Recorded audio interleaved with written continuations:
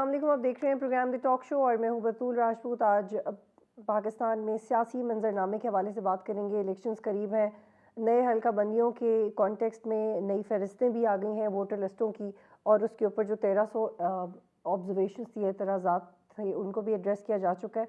लेकिन सियासी जमातों का ना वो मोमेंटम है, और जितना प्रोटोकॉल नून लीग को मिल रहा है, इसके बावजूद हम ये देखते हैं कि तैयारी किसी की भी मुल्क चलाने की इतनी अच्छी नज़र नहीं आती।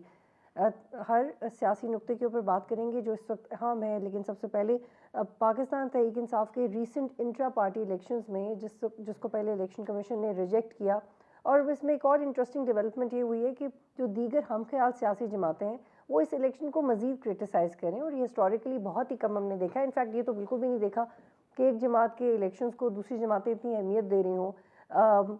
इस पर भी बात करेंगे और भी कुछ नुकात हैं, इस पर बात करेंगे। और क्या चीफ जस्टिस को ख़त लिखने से लेवल प्लेइंग फील्ड मिल जाएगी, क्या इस पर भी आने वाले वक्त में जमातें इकट्ठी होंगी। मेरे साथ मुजम्मिल सरवदी साहब हैं, सीनियर एनालिस्ट हैं। वजाद मसूद साहब मुझे ज्वाइन कर रहे हैं, बड़े रिवोल्यूशनरी अमेजिंग थाट्स हैं उनके, बहुत शुक्रिया ज्वाइन करने के लिए। इरशाद आरिफ साहब मुझे ज्वाइन करने के प्रोग्राम में, बहुत शुक्रिया आप तीनों का। वजाद साहब आपसे शुरू करती हूँ। सर, ये क्या है कि जी PTI के इंट्रा पार्टी इलेक्शंस हुए, पहले रिजेक्ट कर दिया, फिर दोबारा हुए, उन्होंने बड़ी मुश्किल से अपना नया चेयरमैन तैनात किया, अब हम ख्याल जमातें इकट्ठी हो गई किसके इसका दोबारा नोटिस लें। लेकिन मेरा आपसे सवाल ये कि बिल्कुल शफाफ नहीं हुए होंगे इलेक्शंस, लेकिन अब हम इस चीज़ पे इतना स्ट्रेस क्यों दे रहे हैं कि इस जमात के इलेक्शंस शफाफ करवाएं। मुझे आपके सवाल से जो तासुर मिला है उससे मैं इत्तफाक करता हूँ।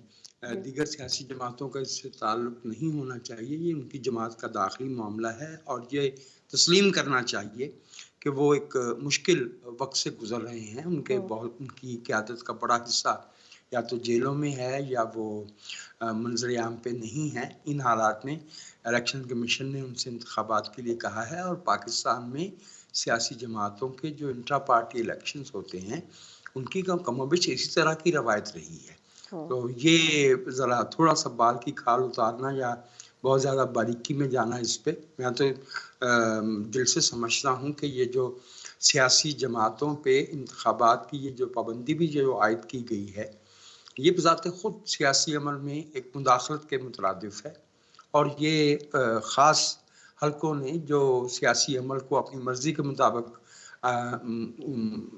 तब्दील करने की ख्वाहिशात रखते हुए हैं, उनका एक माज़ी रहा है, ये उसी का शाखसाना है। मैं समझता हूँ कि जमहूरी सियासी जमातों को ज़्यादा फ़राख़ दिली और ज़्यादा जमहूरी रवैये से काम लेना चाहिए, और ये ऐसा मामला नहीं है इल्ला ये कि वो जो चाहते हों कि एक अवाम के एक तबके की नुमाइंदगी करने वाली सियासी जमात इंतखाबी नक्शे पे मौजूद ना हो। ये कोई अच्छा जमहूरी रवैया नहीं होगा अगर किसी की इस तरह की लेकिन आप इस ख्वाहिश। बात से तो एग्री करते हैं ना कि इंट्रा पार्टी इलेक्शंस होने चाहिए, वो तो इस हद तक तो ठीक है ना बात। जी, बिल्कुल होना चाहिए, बिल्कुल वो मारूफ जमहूरियत में होता है, लेकिन पाकिस्तान में जो बाकी जो सियासी जमातें हैं उनके यहाँ भी जो इंतखाबात है वो इसी तरह से चलते हैं। कोई हमारा सियासी जमहूरी अमल जो है वो हमवार तो कभी रहा नहीं है। बहुत से ऐसे मौके आए, मियाँ नवाज शरीफ साहब को रहबर क्यों बनाया गया था, मोहतरमा बेनज़ीर भुट्टो को, अमीन फ़हीम साहब को पार्लियामेंटेरियन पार्टी बनाने की इजाज़त क्यों देना पड़ी थी।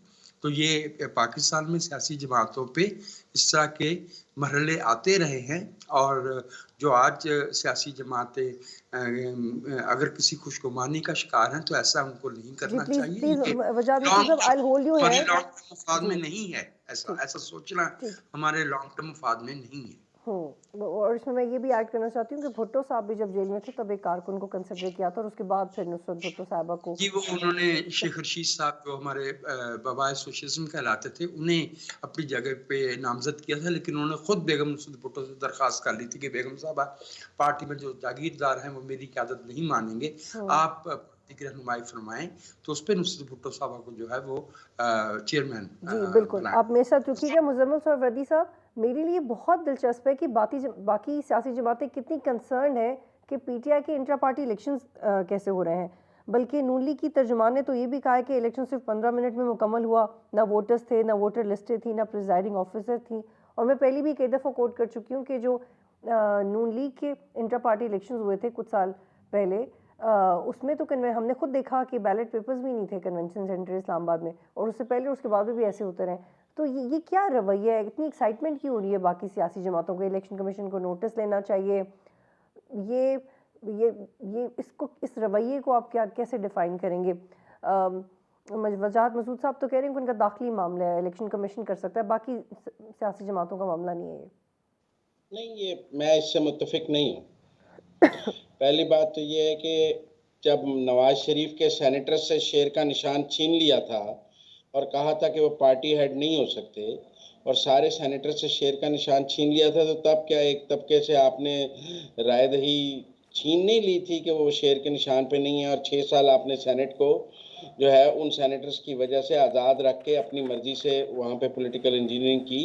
तो उस वक्त तो पीटीआई उस पर बहुत तालियां बजा रही थी और कह रही थी कि ये मुल्क के आइन और कानून के मुताबिक है उनका निशान छीनना, और इस मुल्क की अदलिया ने बिल्कुल इंसाफ का बोलबाला किया है, लॉ ऑफ द लैंड है।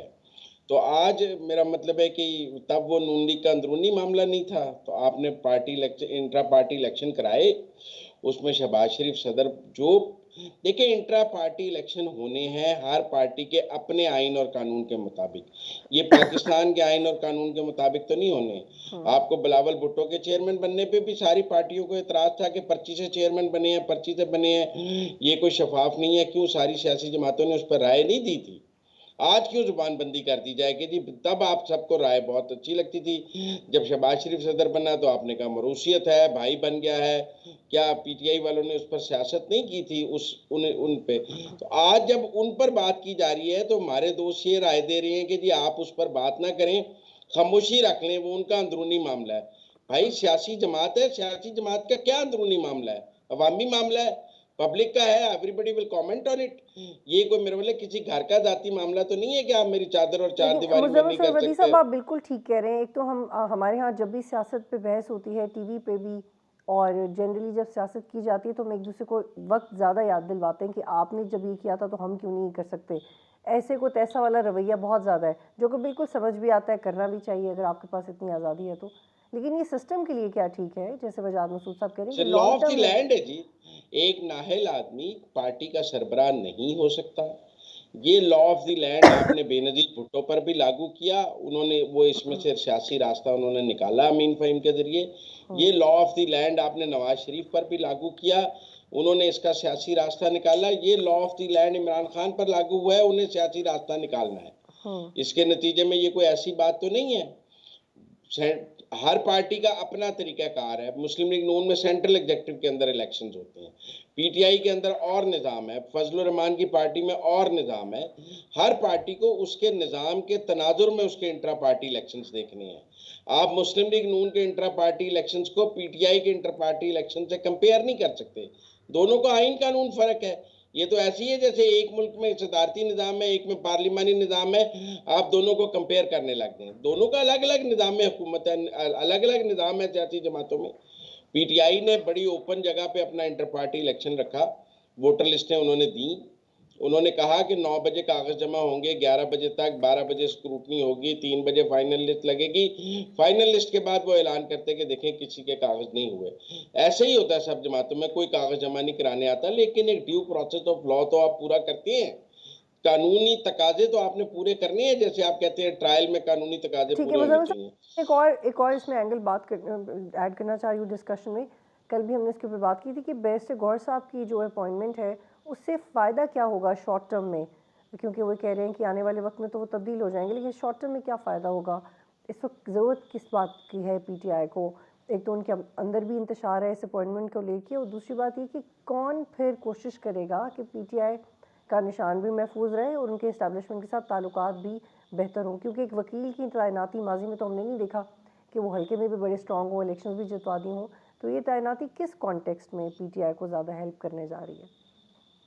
इमरान खान साहब को डमी लोग पसंद हैं, चाहे बुजदार हो चाहे महमूद खान हो। हमने देखा है कि वो डमी और बिल्कुल बुजदार टाइप, महमूद खान टाइप लोगों को अपना साथ टीम में लेकर चलने की पॉलिटिकली आदी हैं। तो ये भी एक बुजदार प्लस है। उसका सबसे बड़ा क्रेडिट ये है कि उसका कोई पॉलिटिकल कैपिटल नहीं है। अली मोहम्मद खान इसलिए नहीं बन सकता था कि उसका पॉलिटिकल कैपिटल है, और कोई सियासतदान इसलिए नहीं बन सकता था, हामिद खान नहीं बन सकता था कि पॉलिटिकल कैपिटल है। हाँ इसका कोई पॉलिटिकल कैपिटल नहीं है, इसको साथ वाला वोट नहीं डालेगा, इसलिए इसको चेयरमैन बनाया। जी आप मेरी बात समझें। जी ठीक तो ये इमरान खान साहब की पुरानी आदत है, वो डमी लोगों के साथ आगे चलने की आदी हैं। और एक और बुजदार प्लस चेयरमैन आ गया है, ऐसी कौन सी फिक्र की बात है? कोई बड़ी उन्होंने किसी पॉलिटिकल एनिमल को अपना जो है बड़ा पॉलिटिकल का देख कर बनाया। अमीन फहीम फिर सियासतदान था, शहबाज शरीफ की फिर एक पॉलिटिकल हिस्ट्री मौजूद थी सदर बनने से पहले, एक लंबी। इसकी तो कोई पॉलिटिकल हिस्ट्री नहीं है, इसकी कोई पॉलिटिकल कैपिटल नहीं है, कोई सियासत ही नहीं की है इसने। ठीक है मुजम्मिल इसको साहब, आपने आप बना मेरे दिया साथ है। ही रहिएगा ये तो प्लीज। ऐसी है जैसे ये जी तो ऐसी है जैसे कल किसी आम सिविलियन को उठा के आर्मी चीफ बना दिया जाए। लेकिन ये भी हो नहीं सकता ना, ये तो जो आपने ऐसी मिसाल दे दी है कि ये भी मुमकिन नहीं है, लेकिन ये ज़रूर होता रहा है सियासी जमातों में फिर कि ये किया कारकुनों गया, को। ये भी नल एंड वाइड हो जाएगा। जी एग्जैक्टली।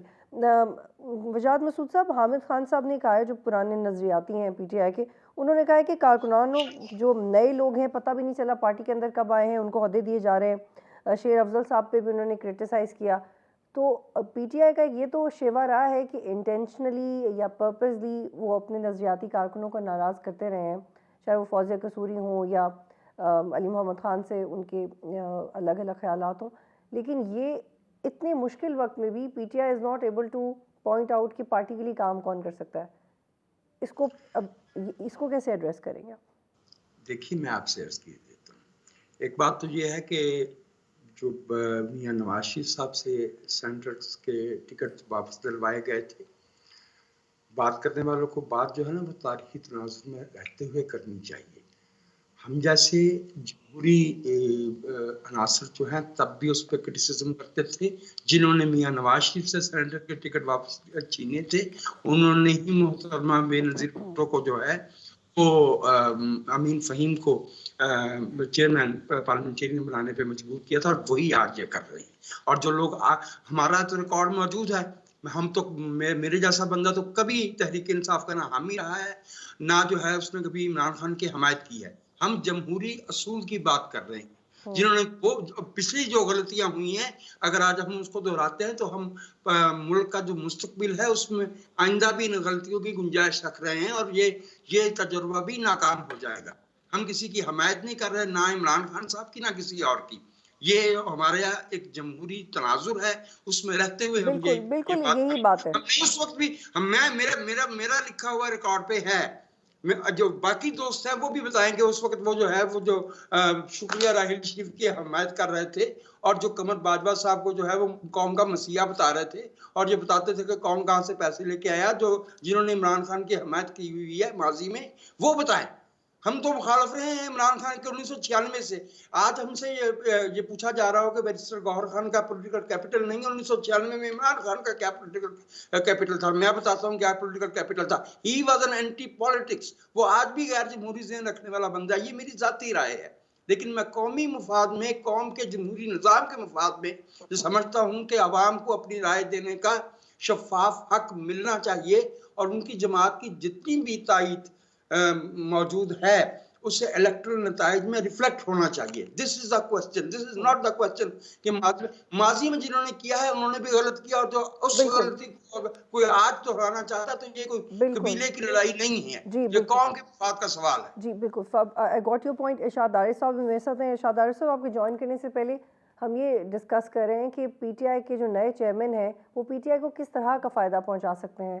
पीटीआई के अंदर भी लोगों को एतराज़ है कि क्या अपॉइंटमेंट हो गई है, ऑल्दो उसकी शक्ल यही कहती है कि पीटीआई चेयरमैन ने किया है, इमरान खान ने किया है, लेकिन इसका फ़ायदा क्या होगा, किस सोच के तहत? Do you think it's a very intelligent move, और इसके पीछे कोई बहुत ही बड़ा मंतक है जो इस वक्त हमें समझ नहीं आ रहा, सिवाय इसके कि इमरान खान नहीं चाहते कि उनको कोई चैलेंज करे? नहीं, मुझे वैसे हैरत हो रही है कि पीटीआई के अंदर से किसने मुखालफत की है। जो लोग इस वक्त मंजर पे हैं, सियासी लोग भी मैं बात कर रहा हूँ, गौहर अली खान तो चलो ऑफ द वकील रिकॉर्ड हैं, भी बहुत लोग करें, सियासी हामिद खान लोगों जैसे लोग भी में कुछ नहीं। असद कैसर ने मुखालफत की है, शाह महमूद कुरैशी ने मुखालफत की है, परवेज इलाही ने मुखालफत की है, अली मोहम्मद खान ने मुखालफत की है। जितने लोग हैं इस वक्त अवेलेबल जिनकी बात हम तक पहुँच रही है, उनमें से तो किसी ने इख्तलाफ नहीं किया। और इसलिए हमें मैं नहीं समझता कि जिस हमारे यहाँ पार्टियां, उस तरह की पार्टियां हैं ही नहीं जहाँ एक जमहूरी कल्चर हो, वहाँ एक फर्द होता है, वो फर्द जो फैसला करता है वो सबके लिए काबिल कबूल होता है। हमें तो इस बात से कम से कम मुतमईन होना चाहिए कि किसी पार्टी में खानदान से बाहर का भी किसी बंदे को कोई ओहदा दिया गया है, मनसब दिया गया है और उस पर किसी ने एतराज़ नहीं किया। एतराज़ तो ये होता कि वो अपनी बेगम को या अपनी बहन को या किसी करीबी रिश्तेदार को नामजद कर देते, तो हम कहते हैं कि ये फिर एक नई मौरूसी पार्टी आ गई है। दूसरी बात यह है कि हमारे यहाँ इस वक्त भी जब नवाज शरीफ साहब को महरूम कर दिया गया था, तो उस वक्त भी फैसले नवाज शरीफ साहब ही करते थे। अब भी मंजर पर जो भी फैसले होंगे पार्टी के अंदर होंगे, वो सारे के सारे इमरान खान ने करने हैं। ये जिन लोगों ने ये सारा फसाद खड़ा किया है, जैसा वजाद मसूद साहब कह रहे हैं कि जी फलां शख्स नहीं होना चाहिए, -1, 2, 3, वो ये भूल जाते हैं कि माजी में कभी ऐसा हुआ है कि मोहतरमा बेनज़ीर भुट्टो की जगह जब इनको बनाया गया था अमीन फ़हीम साहब को, तो फैसला अमीन फ़हीम साहब करते थे। वो हर चौथे दिन दुबई पहुंचे होते थे, वहां से फैसले होते थे और बिल्कुल हक था क्योंकि लीडर वही थी पीपल्स पार्टी की। नवाज शरीफ साहब फैसले करते थे और वही लीडर थे, उन्हीं को लोग मानते थे। शहबाज शरीफ साहब को भाई होने के अलावा उनका ये तो बात बिल्कुल मैं नहीं समझता कि अगर शहबाज शरीफ साहब उनके भाई ना होते तो उनको चेयरमैन सदर बनाया जाता या कोई ओहदा दिया जाता या उनको वो पंजाब की वजारत आला मिलती। तो मेरा नहीं ख्याल कि कोई भी हो अली मोहम्मद खान को बता देते तो उस पर हमें एतराज़ होता, जिनमें एतराज़ करना था, जिन्होंने एतराज़ नहीं करना था उन्होंने कहना बेहतरीन फैसला हो गया है। मेरा ख्याल है कि पार्टी को चलना चाहिए। जिन लोगों ने अगर वाकयातन का लफ्ज़ मैं इस्तेमाल कर रहा हूँ, कोई जुर्म किया है, पाकिस्तान के आइन की खिलाफ वर्जी की है, कानून की खिलाफ वर्जी की है, फेयर ट्रायल के जरिए उनको सजा मिलनी चाहिए, खा वो इमरान खान हो या उनका कोई करीबी साथी हो। लेकिन सिर्फ पॉलिटिकल विक्टिमाइजेशन करते हुए किसी एक कौमी पार्टी को तोड़ना या ख़त्म करना या उसमें इस तरह के रद्दोबदल की ख्वाहिश करना जो है, मैं समझता हूँ ये मुल्क के मुफाद में नहीं है, जमहूरियत के मुफाद में नहीं है और हमें किसी ऐसे अमल की हिमायत या तायद नहीं करनी चाहिए जिसकी वजह से कोई पॉलिटिकल पार्टी कमज़ोर हो और ये जो इलाकाई पार्टियां होती हैं या इंतहा पसंद अनासर होते हैं उनको मजबूत होने का मौका मिले। ठीक है, यहाँ पे मुझे एक ब्रेक लेनी है, फिर वापस आते हैं। मैं खुशामदीद जी, एक और जाविये से आप लोगों से बात करनी है। मुज़म्मिल सरवदी साहब चेयरमैन पीटीआई ने, जो साबिक चेयरमैन पीटीआई इमरान खान, उन्होंने ख़त लिखा चीफ जस्टिस को और एक ओपिनियन ये कि कानूनी रास्ता इख्तियार किया लेवल प्लेइंग फील्ड के लिए। जिस वक्त नए चीफ जस्टिस साहब आए थे तो वो बड़ा उनका एक एग्रेसिव और बड़ा टू द पॉइंट और एक dominating, may be he always speaks from position of strength, this is what he believes. लेकिन हमें वो चेंज तो नज़र नहीं आया जो हमें उनकी अपॉइंटमेंट से पहले लग रहा था कि पता नहीं कौन कौन से केसेस हैं जो सॉल्व हो जाएंगे फ्रैंकली, चाहे वो कोई भी केस हो, क्योंकि आवाम अब तक अपने केसेस में इंसाफ का इंतज़ार कर रही है। लेकिन अब अगर इमरान खान ने उनको ख़त लिख दिया है तो वो किस कॉन्टेक्स्ट में लिखा है कि आपको क्या लगता है वो क्या रोल प्ले कर पाएंगे लेवल प्लेइंग फील्ड के हवाले से, क्या कर सकेंगे वो मैक्सिमम? सरवर्दी साहब, कानूनी गुंजाइश ही नहीं है। अगर उन्होंने करनी है तो कोई पिटीशन दायर करें। आप चीफ जस्टिस को खत नहीं, पॉलिटिशियन है, वो सदर पाकिस्तान है, वजीर आजम है कि आप खत लिख रहे हैं। वो चीफ जस्टिस है, वो सिर्फ अपने सामने दायर हुए मुकदमात सुन सकता है और उसमें भी एक बेंच बनेगा और वो बेंच वो मुकदमात सुनेगा। खत लिख के तो उन्हें पोलिटिसाइज करने की पीटीआई ने कोशिश की है ना, जिसको पहले आपने खत लिखा, फिर आपने खत को मीडिया पे जारी किया, उस पर एक मीडिया कैंपेन बनाई, उन्होंने रिस्पॉन्ड किया, आज आप उस रिस्पॉन्ड के ऊपर एक पॉलिटिकल कैंपेन बना रहे हैं। वो तो आप चीफ जस्टिस को सियासत में घसीट रहे हैं और चीफ जस्टिस को मिलाइन करने की कोशिश कर रहे हैं, उन्हें दबाव में लाने की कोशिश कर रहे हैं और आप कोशिश कर रहे हैं कि वो दबाव में आकर आपके लिए वो काम करें जो उमर अता बंदयाल करते थे, जो साकिब निसार करते थे, जो गुलजार करते थे। आपको एक वैसा चीफ जस्टिस चाहिए जो माजी में आपको सादिक और अमीन करार देता था और आपको है कि जैसे आपको गुड टू सी यू कहा जाता था, वो अब क्यों नहीं सुप्रीम कोर्ट में कहा जा रहा गुड टू सी यू। तो वो जो आप मिस कर रहे हैं वो चीफ जस्टिस साहिबान को, तो यकीनन काजी फायदी था वो सहूलतकारी नहीं कर रहे जो गुड टू सी यू की सहूलतकारी हमने देखी है, जो सादिक और अमीन की सहूलतकारी हमने देखी है, वो नहीं कर रहे और वो उन उम्मीदों पर पीटीआई के पूरा नहीं कर रहे आप हैं। बिल्कुल ठीक बात कह रहे हैं मुज़म्मिल सरवदी साहब, बिल्कुल कन्विंस्ड हैं हम इस बात पे, इनफैक्ट मैं पर्सनली भी हूँ। लेकिन जो लेवल प्लेइंग फील्ड वाली बात है वो फिर उसको कौन एड्रेस करेगा? वो पिटिशन दायर करें, वो कोई और रास्ता इख्तियार करें? पिटिशन दायर करें। हाँ। जो कानूनी देखें, चीफ जस्टिस ने जब पंजाब के इंतखाबात पर सू मोटिव लिया तो सबकी ये राय थी कि चीफ जस्टिस वो सू मोटिव नहीं ले सकते थे। केसेस जी नीचे हाई जी कोर्ट्स में जी जेर एग्जैक्टली समात थे, हाँ। वहां सुने जा रहे थे, तो चीफ जस्टिस उठा के ऊपर नहीं ला सकते, ये चीफ जस्टिस का इख्तियार नहीं है। और वो गलत चीफ जस्टिस ने किया। उनके अपने सुप्रीम कोर्ट के साथी जजेस ने ये बात कही कि ये जुडिशियल इंटरवेंशन है प्रोसेस ऑफ लॉ में। आज भी वो कोई चीफ जस्टिस डायरेक्ट उठा के नीचे से किसी का बेल मैटर अपने पास तो नहीं ला सकता कि जिस तरह उमरता बंदयाल ने यकदम सुन लिया। वो कानूनी तरीका नहीं था, वो सहूलतकारी थी, वो आम ख्याल बेंचों का राज था जो खत्म हो गया। अब तो प्रैक्टिस एंड प्रोसीजर बिल के बाद 3 रुकनी कमेटी है जो बेंच बनाती है। अकेले तो काजी फायज साहब बनाते भी नहीं है, ना पिटिशनें फिक्स करते हैं। वो दौर चला गया जब चीफ जस्टिस के पास शाही इख्तियारात होते थे और वो ठीक सहूलतकारी है करता सरवदी था। साहब, आप काइंडली मेरे साथ ही रुकिए। वजाहत मसूद साहब, बिलावल भुट्टो जरदारी ने भी कहा है कि लेवल प्लेइंग फील्ड तो नहीं है, लेकिन ये कि वो फिर भी होपफुल हैं कि सारी सियासी जमातों को मिल के काम करना चाहिए। जब इतना कंसेंसस है हर जमात में कि लेवल प्लेइंग फील्ड नहीं है, तो फिर सियासी जमातों की एक दूसरे से क्या एक्सपेक्टेशन होनी चाहिए? मुझे याद है कि जब नवाज शरीफ अभी वापस आ रहे थे तो तब भी एक सवाल ये था कि क्या आके वो क्या पीटीआई की फेवर में कोई बात करेंगे। उन्होंने नहीं की, लेकिन एटलीस्ट उन्होंने ये ज़रूर कहा कि मैं किसी से बदला नहीं लेना चाहता, which is very encouraging politically. लेकिन लेवल प्लेइंग फील्ड वाला मसला एड्रेस कौन करेगा? कौन इस मसले को एड्रेस करेगा? मेरी अपनी राय में किसी रियासती मैं मुत्तफिक हूँ जो बरादर मोहतरम मुजम्मल सोहरावर्दी साहब ने कानूनी नुक्ता नज़र बयान किया है, वो बिल्कुल दुरुस्त है। बिल्कुल सही बात है कि ख़त लिख के चीफ जस्टिस को क्रिटिसाइज करने की कोशिश की गई है। या तो एक पिटिशन उस पर दी जाए, तब देखा जा सकता है। मैं मुत्तफिक हूँ मुजम्मल साहब की बात से। जहाँ तक आपके दूसरे सवाल का ताल्लुक है मोहतरम बिलावल भुट्टो साहब के हवाले से, इंतखाबात हो रहे हैं और तमाम सियासी जमातों ने ख़ासतौर पर ऐसी सियासी जमात शरीक हुई और जिन्होंने इमरान खान साहब की रजीम के बारे में एक मुत्तहिद नुक्ता नज़र अपनाया था।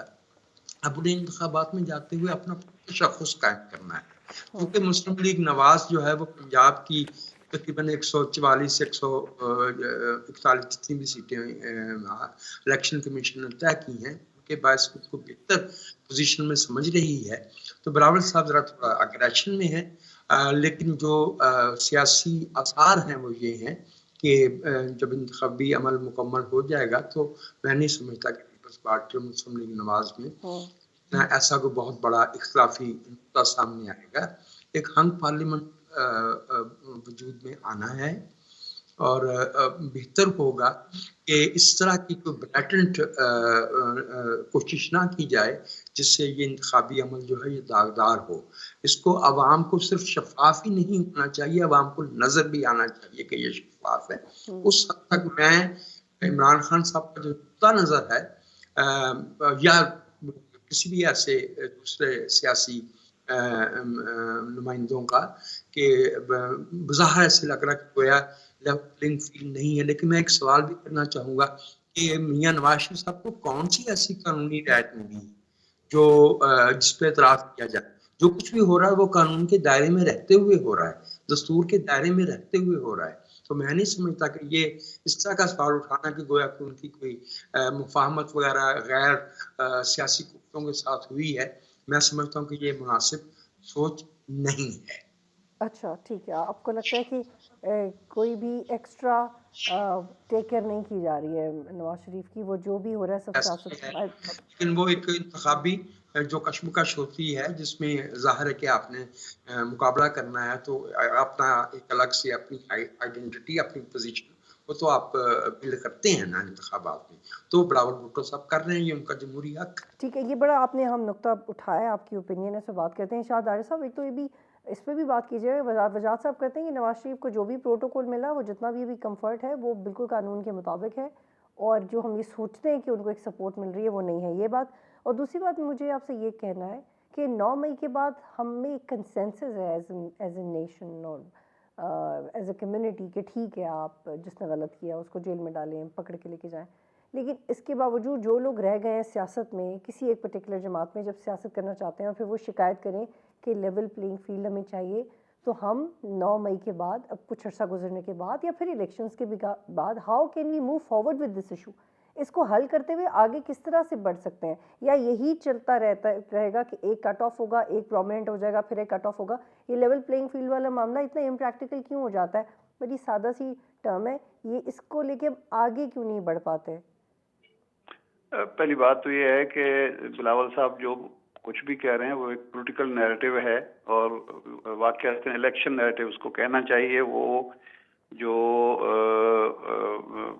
इस वक्त एक स्पेस थोड़ी सी क्रिएट हुई है पीटीआई की अदम मौजूदगी कहना चाहिए उसकी वजह से, तो वो उसको पुर करने की कोशिश कर रहे हैं। और दूसरा जाहिर बात है कि वो इस वक्त नवाज शरीफ को ही क्रिटिसाइज करेंगे तो कुछ लोग उनकी तरफ मुतवज्जे होंगे, अदरवाइज पंजाब में पीपल्स पार्टी के लिए स्पेस बहुत कम हो चुकी है, तो शायद वो इसीलिए ये सारी बातें कर रहे हैं। अदरवाइज बाकी जितनी भी बातें हैं वो इल्ज़ाम लगाते हैं, वो सारे 9 अगस्त तक सारी चीज़ें वो मौजूद थी, लेकिन उनको कोई एतराज़ नहीं था।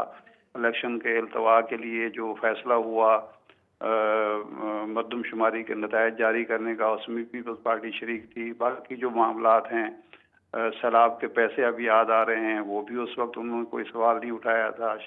नवाज शरीफ साहब के हवाले से जो कानून साजी हो रही थी उस वक्त भी वो उसमें शरीक थी। तो इसलिए ये है पॉलिटिकल नैरेटिव ही। आगे बढ़ने का तरीका ये है कि जो कुछ भी हो इस मुल्क में आइन और कानून के मुताबिक हो, और ये सिर्फ बयानात से नहीं होगा, लोगों को नजर आ रहा होना चाहिए कि ये आइन और कानून के मुताबिक हो रहा है। आइन और कानून की तशरीह अदालतें क्या करती हैं? अदालत एक शख्स को एक केस में फारिग करती है, दूसरा केस उसी दिन बना के जब उसको गिरफ्तार किया जाता है तो कोई नहीं समझ सकता कि ये 9 मई की वजह से हो रहा है, क्योंकि एक केस में, फिर दूसरे केस में, फिर तीसरे केस में, फिर चौथे केस में, तो इसको पॉलिटिकल विक्टिमाइजेशन कहा जाता है और इससे कोई इनकार नहीं कर सकता। तो इसलिए अगर मुल्क को आगे बढ़ाना है तो जो मैंने पहले भी अर्ज किया है कि आइन की नज़र में, कानून की नज़र में जिस शख्स ने जुर्म किया है वो अदालतें फैसला करने दें। अदालत जिसको मुजरिम ठहराती है उस पर हमें किसी को एतराज़ नहीं होना चाहिए, लेकिन अगर अदालत से कोई रिलीफ मिलता है और उस रिलीफ के और अदालती अहकामात के बरक्स नए मुकदमा डाले जाते हैं तो फिर तो वो पॉलिटिकल विक्टिमाइजेशन है। तो इसलिए इस चीज़ को अब रोक देना चाहिए, फिर ही हम आगे बढ़ सकते हैं, वरना हम यहीं फंसे रहेंगे। और नवाज शरीफ साहब ने तो कोई 9 मई नहीं किया था, भुट्टो ने कौन सा 9 मई कर दिया था, या बेनजीर भुट्टो जो इतने साल बाहर रही हैं मुल्क से, वो कौन सा 9 मई करके गई थी?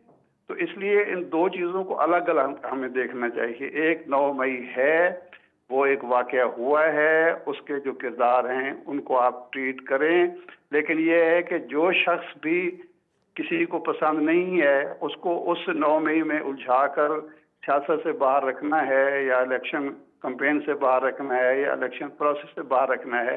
इसके नतीजे में हम एक जगह पे खड़े रहेंगे, आगे नहीं बढ़ पाएंगे। ये है बुनियादी चीज़। और जिसको भी मौका मिलेगा वो इसका फ़ायदा उठाएगा, ये लगता है आपको? जी, माइनस करने का। यहाँ पे एक बिल्कुल ब्रेक, यही कुछ हो रहा है ना, यही कुछ हो रहा है। ठीक है, एक ब्रेक लेते हैं फिर वापस आएंगे। मैं खुशामदीद मुज़म्मिल सरवदी साहब। ऑल्दो मेरे प्लान में कोई और नुक्ता था जो कि मैंने सोचा था कि मैं बात करूंगी, लेकिन इस वक्त एक अहम बात है जो मुझे लगता है कि करना ज़रूरी है आप तीनों की मौजूदगी में। मुज़म्मिल साहब, आपको लगता है कि ये जो एक ऑरा जिसमें हम रहते थे 90 की दिहाई में, हम अभी भी उसी में रह रहे हैं? क्योंकि अब हम यही सवाल सुन रहे हैं कि चौथी बार वज़ीर आज़म नवाज शरीफ बन रहे हैं। हम ये नवाज शरीफ और फिर आसिफ अली ज़रदारी और ये इमरान खान, ये जो 2-3 पॉलिटिकल कैरेक्टर्स नए भी आए, हमारी सियासत ने थोड़ा सा ग्रो भी किया है, या हमने एज अ वोटर आपको लगता है कि ग्रो किया है? क्योंकि जिस तरह से मैं डिस्कशन कर रही हूँ तो मुझे लगता है कि मैं 90 की दिहाई की कोई किताब है जो खोल लेती हूँ और मैं उन्हीं आर्ग्यूमेंट्स को बार बार दोहराती रहती हूँ। तो व्हाट वी हैव लर्नड, और हम कितना इससे आगे आए हैं, या वहीं पे? देखिए, हमने बहुत सीखा। मुल्क की दो बड़ी सियासी जमातों ने आपस में चार्टर ऑफ डेमोक्रेसी किया। ये तय हुआ गालम गलूच नहीं होगी, ये तय हुआ कि पॉलिटिक्स के रूल्स होंगे, लेकिन फिर पीटीआई आई, पूरे पाकिस्तान को वापस 90 की दिहाई में ले गई, गालम गलूच की सियासत में ले गई, दुश्मनी पर ले गई, एक सियासी रवादारी खत्म कर दी, जिसमें एक आदमी as leader of the opposition भी किसी के साथ बैठने को तैयार नहीं था और एज प्राइम मिनिस्टर भी किसी के साथ बैठने को तैयार नहीं था। जमहूरियत का क्या तस्वर है जब आप किसी के साथ बैठने के लिए तैयार ही नहीं होते? और हमारे दोस्त तो एनकरेज लेकिन करते थे। सरवर्दी साहब तो फिर उसको क्या जरूरत है वो बैठने चार्टर ऑफ की? डेमोक्रेसी के बाद भी नवाज शरीफ काला कोट पहन के चले गए थे ना, उसके बाद ही मेमो गेट हो गया था। चले भी गए, ये वो तो ऐसी उसका कोई कौन सा भरम रख लिया था चार्टर ऑफ नहीं उसके डेमोक्रेसी वाले नहीं डॉक्यूमेंट? सियासत में फिर भी रास्ते निकल रहे थे। उसके बावजूद भी पीपल्स पार्टी और नून लीग आपस में उस जगह पर नहीं थे कि एक दूसरे से बिल्कुल मिल ना सकते, बात ना कर ठीक। सकते, इकट्ठे कानून साजी ना कर सकते, एक पार्लियामेंट में ना बैठ सकते। ये आप माने कि ये चीज पीटीआई लेकर आई और इमरान खान के 2014 के धरने से जो पाकिस्तान की सियासत में गंद आया और जो पाकिस्तान की सियासत आलूदा हुई, वो 2023 में आज तक मौजूद है। और पाकिस्तान को 90 की दिहाई से बुरी सूरत हाल में पीटीआई लेकर आई सियासी तौर पे। और मतलब प्राइम मिनिस्टर दूसरे कमरे में बैठ जाता था कि मैंने नहीं लीडर ऑफ द ऑपोजिशन को ब्रीफिंग देनी। कभी सियासत में ऐसे होता है, ये छोटे बच्चों की लड़ाई है, रूस के दूसरे कमरे में बैठ जाना। तो एक हमें 90 की दिहाई में तहरीक इंसाफ वापस लेके गई, वरना हमने 90 की दिहाई से बहुत कुछ सीख लिया था। तो एक बात तो आप ये समझे। दूसरी बात ये है कि लॉ ऑफ द लैंड है, एक कानून है जिस कानून के आप बेनिफिशियरी रहे हैं, पीटीआई बहुत बड़ी। उस कानून का जब आप पर लागू हो तो आप विक्टिम ब्लेमिंग नहीं कर सकते। जिस कानून का आपने फायदा उठाया हो उस कानून को अपने ऊपर लागू होने पर आप विक्टिम ब्लेमिंग का स्लोगन नहीं इस्तेमाल कर सकते। या तो जब आप बेनिफिशियरी थे आप उस वक्त कहते ये कानून गलत था। जब आपने दूसरी पार्टियों के अंदर या तो आप पाकिस्तान में कानून बना दें कि जो भी नाअहल होगा वो इलेक्शन भी लड़ सकता है, वो पार्टी का सरबराह भी हो सकता है। कानून बना देना। कल तक तो आप कहते थे ये 62, 63 बहुत बेहतरीन है, नाअहल शख्स पाकिस्तान में होना ही नहीं चाहिए, इसको तो जिंदा दफन कर देना चाहिए। आज आपकी अपनी बारी आई है तो आप हमें सुनाते हैं कि नहीं नहीं फैसले तो वही करेगा, देखें जी पार्टी तो उसी की रहेगी। भाई लॉ ऑफ द लैंड है, आपने मुल्क की 2 बड़ी सियासी जमातों पर लागू करके उसका बेनिफिट हासिल किया। आज आपकी बारी आई है तो आप विक्टिम कार्ड खेलने लग जाएंगे।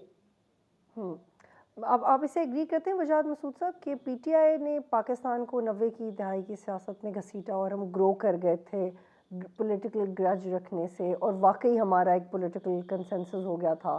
और अगर ये पीटीआई होती ही ना 3, 4, 5 साल तो एक चार्टर ऑफ इकोनॉमी भी शायद साइन हो चुका होता।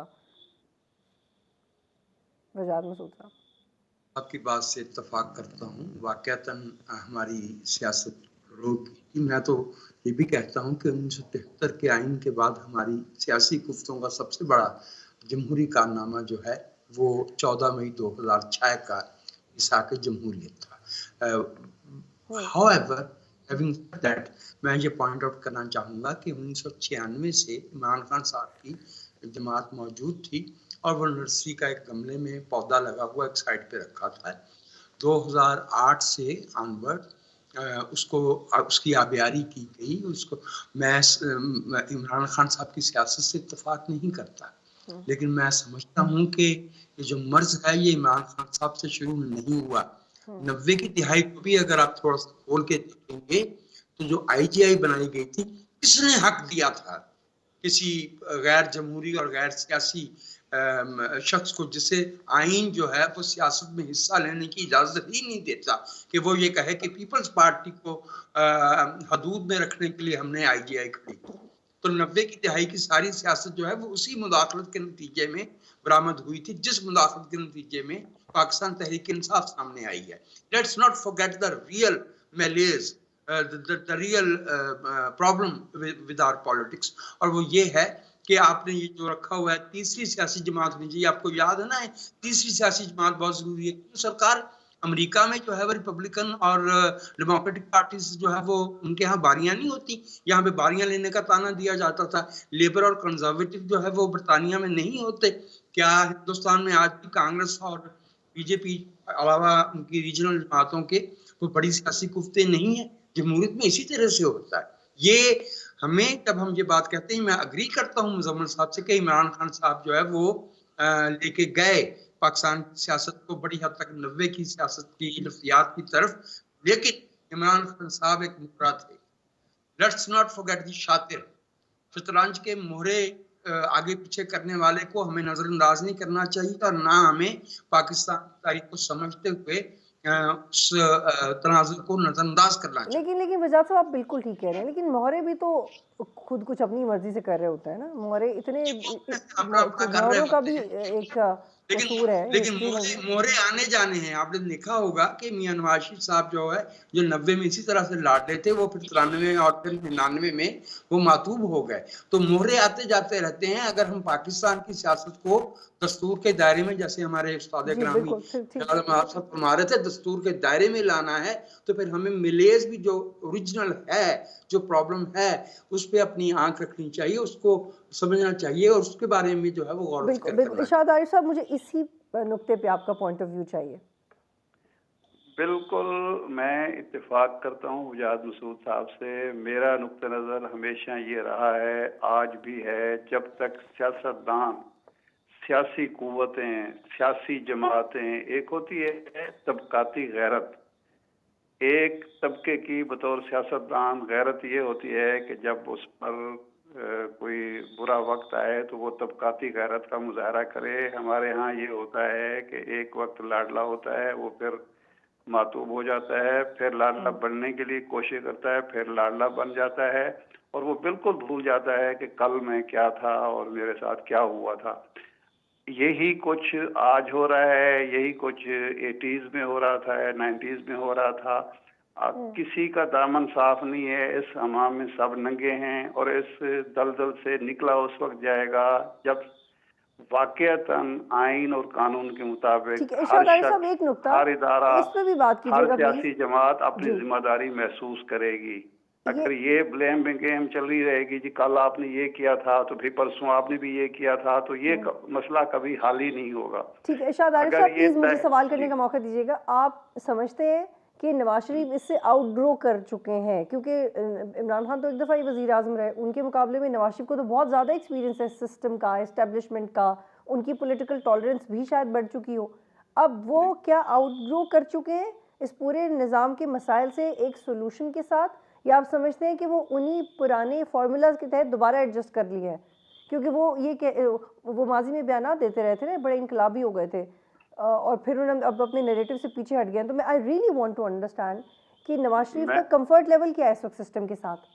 मैं बिल्कुल इस खुशफहमी का शिकार नहीं हूँ कि नवाज शरीफ साहब इस वक्त जो हैं वो 90 और 88 वाली सियासत नहीं कर रहे, वो कर रहे हैं, लेकिन हो सकता है उनकी कुछ मजबूरियां हों, लेकिन ये अब अगर उनको इक़्तिदार मिलता है और वो फेयर एंड फ्री इलेक्शन के जरिए इक़्तिदार हासिल करते हैं, तो उस वक्त ये पता चलेगा कि उन्होंने क्या सबक हासिल किया है। इस वक्त तो सूरत हाल मैं यही कह रहा हूँ कि सब इस हमाम में लगे हैं, और बिलावल भुट्टो साहब जो बातें कर रहे हैं, मैं कह चुका हूँ, अब भी मैं उस पर कायम हूँ कि वो बहुत कुछ पॉलिटिकल नैरेटिव है, लेकिन सारी बातें गलत भी नहीं कर रहे। फॉर एग्जाम्पल, क्या मैं इसको मिसाल के तौर पे पेश कर सकती हूँ? मुजम्मल सरवदी साहब के वो कहते हैं कि नवाज शरीफ वोट को इज्जत दिलवाएं, इसकी बेइज्जती ना करें। अब ये बात समझ आती है कि कुछ बयानात इलेक्शन की वजह से भी दिए जा रहे हैं, लेकिन क्या ये बयान वो इलेक्शन के बाद हजम करेंगे? क्या इत्तेहादी जब बन जाएंगे तो कहेंगे ठीक है, आपने कह दिया था हम वोट की बेइज्जती करवा रहे थे? तो ये जो लफाजी है, जो या जो नरेशन है, ये स्ट्रेच किस हद तक हो सकती है? इस हद तक कि आपके वोट की बेइज्जती करवा रहे हैं और फिर सेटल डाउन हो जाए? नहीं, आप देखिए ना, इस वक्त 3 लोग बैठे हुए हैं विफाकी काबीना में, नवाज शरीफ साहब का, शहबाज शरीफ साहब के करीबी लोग, वो किस लिए बिठाए हुए हैं? अब ये कह देना कि जी वो तो साबिक ब्यूरोक्रेट हैं, सब जानते हैं कि वो किसके करीबी लोग हैं, वो कहाँ क्यों बिठाए हुए हैं। और तकर्रुर तबादले पंजाब में और अंदाज में होते हैं, सिंध में और अंदाज में होते हैं, तो इसको सिर्फ महज इत्तेफाक तो नहीं करार दिया जाता ना। तो कुछ ना कुछ तो सूरत हाल है जिस पर तकलीफ है बिलावल भुट्टो साहब को या पीपल्स पार्टी को। जी जी, मुजम्मल सरवदी साहब की तरफ मुझे जाना है। जी मुजम्मल साहब, आप इस पर कमेंट कीजिए। देखिए, पीपल्स पार्टी की ज़रूरत है नवाज शरीफ की मुखालफत, क्योंकि वो पीटीआई और इमरान खान की मुखालफत नहीं करना चाहते, उसके वोटर की सिंपैथी हासिल करना चाहते हैं। वो समझते हैं कि पीटीआई के पास पीपल्स पार्टी का वोटर गया था और उस वोटर को अपने पास लाना है, तो लिहाजा उसके लिए इमरान खान को तो गाली नहीं निकालनी है, उसकी तो सिंपैथी हासिल करनी है। लिहाजा फिर उसके बाद आपने सियासत में करना है क्या? फिर आपने नवाज शरीफ मुखालफ सियासत करनी है, अगर आपने इमरान मुखालफ सियासत नहीं करनी है। और मुझे समझ नहीं आती कि वो नवाज शरीफ मुखालफत सियासत क्या है। पंजाब में तो उनके पास उम्मीदवार ही नहीं है, जो बैटल ग्राउंड है पाकिस्तान का। सिंध में नून लीग के पास उम्मीदवार नहीं है। दोनों ने आपस में कहाँ मुकाबले पे इलेक्शन लड़ना है?